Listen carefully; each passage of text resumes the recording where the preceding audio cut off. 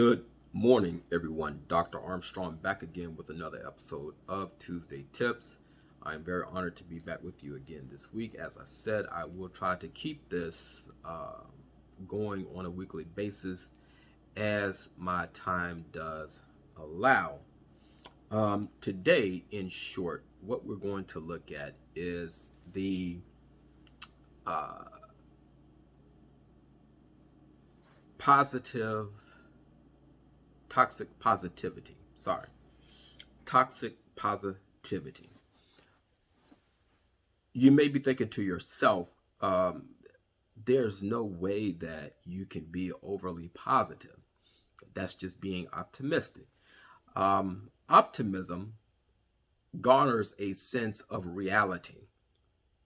And if you're not living in that reality, sometimes the positivity can become very, very toxic to the point that you are not accepting reality as it is.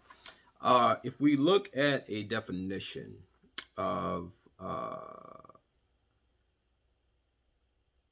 what toxic positivity is maintaining that one should have a positive mindset and exude only positive emotions and thoughts at all times, particularly when things are difficult.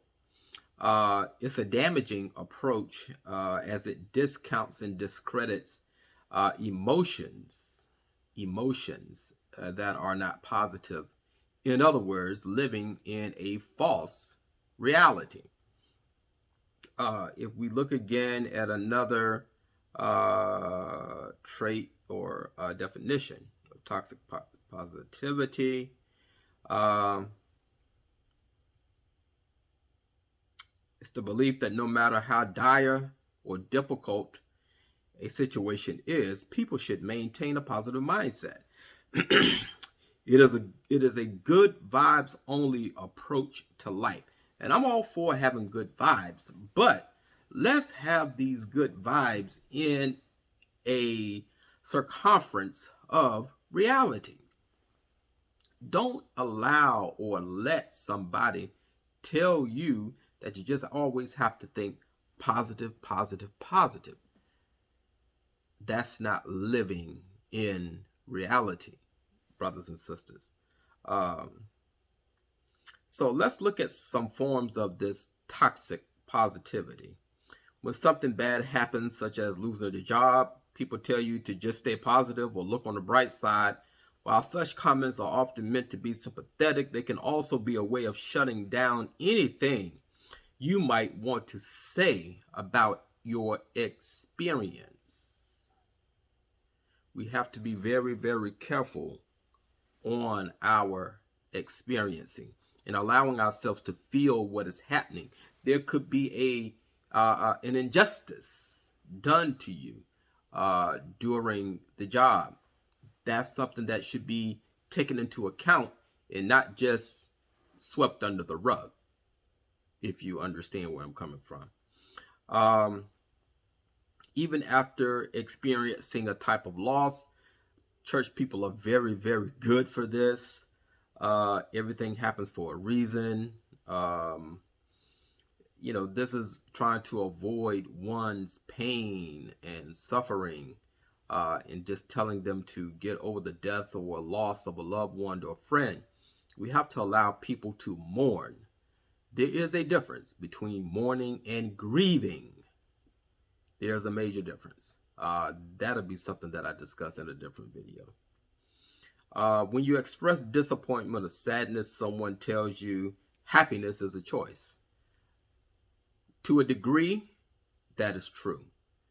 To a degree, it is not true. Uh, Happiness can be a choice. However, happiness can be circumstantial. Okay? There can be certain things that happen in our life that brings about this certain happiness. And if that certain happiness is not achieved, then you have people telling you, hey, everything happens for a reason. Or back to one of these other toxic positivity affirmations. The reason it is harmful is shaming. When someone is suffering, they need to know that their emotions are valid and not shame them with your toxic positivity. It causes guilt. It brings about a certain guilt that one may experience thinking that they're doing something wrong. It avoids authentic human emotion. We try to shut the person down. That should not be. It prevents growth. And growth in any situation is what we should all be looking for out of any situation in life. Signs of toxic positivity are brushing off problems rather than facing them, feeling guilty, being sad, angry, or disappointed, hiding your true feelings behind feel-good quotes, hiding or disguising how you really feel, minimizing other people's feelings because they make you uncomfortable, shaming other people when they don't have a positive attitude, trying to be stoic or get over the painful emotions. I'm going to do a part 2 to this soon, but don't allow your toxic positivity to interrupt others' lives. We all go through things, but let's face those things as life gives it to us. We can pray through everything, but there comes a time when reality has to be faced. Thank you, folks. Stay tuned for part 2, maybe on Thursday. Take care.